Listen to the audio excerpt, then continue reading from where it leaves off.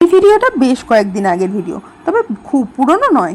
14ই August রাতের দিকে, এই রাত 11:15 তখন পৌঁছে গেছি দাদার বাড়ি, কারণ 14ই আগস্ট আমাদের যাওয়ার প্রোগ্রাম হয়েছে শ্রীভূমি। আমরা মোটামুটি সবাই জানি শ্রীভূমির পুজোটা কিন্তু দমকল মন্ত্রী মাননীয় সুজিত বোসের। তো ভীষণ ভালো মানুষ, এবং আমরা চলে গিয়েছিলাম দাদার সাথে, অনেকজনই যাওয়ার ছিল।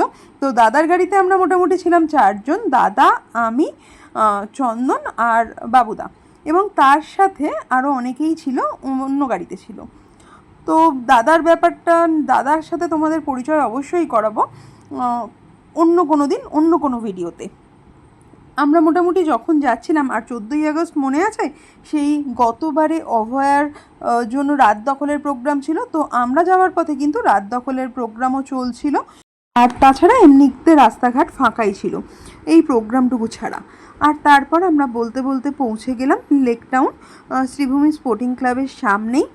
উনিও দমকল মন্ত্রী সুজিত বোস বিভিন্ন ধরনের প্রোগ্রাম করে থাকেন, জনসেবামূলক প্রোগ্রাম, বিভিন্ন ছাত্রছাত্রীদের উৎসাহের জন্য, যারা পাস আউট করে গেছে ওয়েস্ট বেঙ্গল বোর্ড, সিবিএসসি বোর্ডে, তাদেরকেও পুরস্কার প্রদান করা হয়েছে। এবং আমরা যখন গেছি তখন অলরেডি প্রোগ্রাম চলছে, তো তার মাঝখানেই আমরা পৌঁছে গেছিলাম। মন্ত্রী সুজিতদা বা সুজিত বোস সবার সাথে কিন্তু বসে প্রোগ্রাম এনজয় করছে, এবং প্রচুর মানুষ রাত্রিবেলা পর্যন্ত কিন্তু আছে। আর ফ্ল্যাগ হোয়েস্টিংটা হয়েছিল ঠিক 12টার পর, 12:10 প্রতি বছর কিন্তু মাননীয় অগ্নি নির্বাপক মন্ত্রী মাননীয় সুজিত বোস এই প্রোগ্রামটা করে থাকেন। এবং 14ই আগস্ট রাত 11:49 পর, মানে 15ই আগস্ট যখন পড়ে যাচ্ছে, তখনই কিন্তু এই পতাকা উত্তোলন পর্ব শুরু হয়। এবং এটা সবচেয়ে বিশেষ আকর্ষণ যেটা, সেটা হচ্ছে 100 ফুট উচ্চতায় পতাকা উত্তোলন হয়, এবং যেটা সুপ্রিম কোর্টের আদেশ অনুযায়ী যথার্থ পর্যাপ্ত আলো যাতে পতাকার ওপর থাকে, সেটাও সমস্ত মানে সেই ব্যবস্থায় করে রাখা হয়। পতাকা উত্তোলনের পর যেটা হয়েছিল সেটা হচ্ছে জাতীয় সঙ্গীত জনগণ মন অধিনায়ক, সেই গানটাই সবাই মিলে পরিবেশনা হয়েছে। এবং তারপর যেটা হয়েছে সেটা হচ্ছে গার্ড অফ অনার দেওয়া হয়েছে, সেটা কিন্তু এখানে তোমরা দেখতেই পাচ্ছ।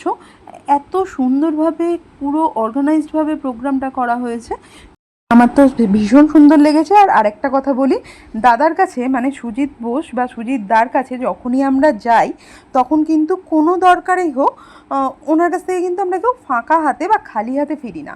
তো আমাদের সব সময় পাশে থাকেন, এবং আমাদের ভীষণ কাছের মানুষ, ভীষণ প্রিয় মানুষ। তো উনি ভালো থাকুক, সুস্থ থাকুক, এটাই প্রার্থনা ভগবানের কাছে, এটাই প্রার্থনা। এইভাবে কি করে যে সময় কেটে গেল সেটাই বুঝতে পারলাম না। এরপর তো আবার ফিরতে হবে, ফেরার পালা। রাত তো অনেকটাই হয়ে গেছে, এবার মোটামুটি বাড়ি ফিরতে হবে, কারণ পরের দিন আবার কাজ আছে। কারণ ঘড়ির কাঁটা 1টার দিকে যাবে বলে তোড়জোড় শুরু করে দিয়েছে। যাই হোক, তোমরা সবাই খুব ভালো থেকো, সুস্থ থেকো, আর ভিডিওটা কেমন লাগলো সেটা জানাতে ভুলো না। আবার দেখা হবে পরের ভিডিওতে। Good night.